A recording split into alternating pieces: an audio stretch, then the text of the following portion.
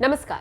सपा का दामन छोड़कर भाजपा में शामिल हुई अपर्णा यादव के तेवर इन दिनों विपक्ष पर भारी पड़ रहे हैं। अपर्णा अपने अंदाज को लेकर लगातार सुर्खियों में बनी हुई है। एक तरफ हाल ही में ओपी राजभर ने बड़ा खुलासा करते हुए यह कह दिया था कि टिकट कटने के बाद अपर्णा सपा में वापसी करना चाहती हैं। वो नेताजी से गुहार लगा रही हैं, कह रही हैं कि मेरा कोई ठिकाना नहीं बचा है। तो दूसरी तरफ अपर्णा सपाइयों को खुली चुनौती देती दिख रही हैं, कह रही हैं कि शेरनी हूं, सपाइयों से डरती नहीं हूं।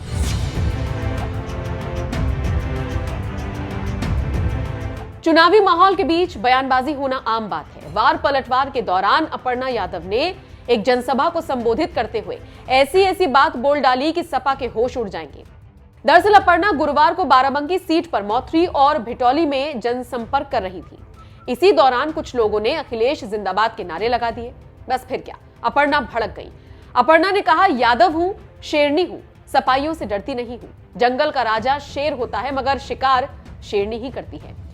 इसी के साथ अपर्णा ने यादव बिरादरी के लोगों से आह्वान किया कि आप सब कमल खिलाकर बीजेपी को बड़ी जीत दिलाने में अहम भूमिका निभाएं। इस दौरान अपर्णा ने पीएम मोदी और योगी आदित्यनाथ के राष्ट्रवाद का भी जिक्र किया।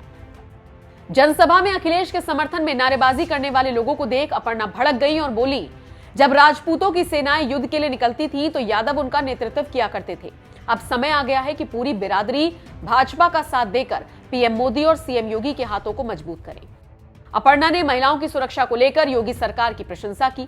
अपर्णा ने तो ये तक कह दिया कि सपा के गुंडे बीजेपी सरकार में अपनी जान की भीख मांग रहे हैं। इस दौरान अपर्णा ने बीजेपी सरकार की तमाम योजनाओं का जिक्र किया। अपर्णा के तेवर बताने के लिए काफी हैं कि ओपी राजभर की बातों में कोई दम नहीं है। आपको बताते चले, सुहेलदेव भारतीय समाज पार्टी के अध्यक्ष ओपी राजभर ने कहा था कि अपर्णा ने नेताजी से मुलाकात कर घर वापसी की बात कही है। अपर्णा ने कहा है कि वो वापस उनकी शरण में आना चाहती हैं।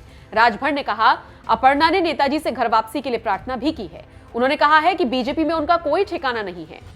ओपी राजभर का यह बयान बिल्कुल ऐसे वक्त में आया जब बीजेपी से अपर्णा को किसी सीट पर टिकट नहीं मिला।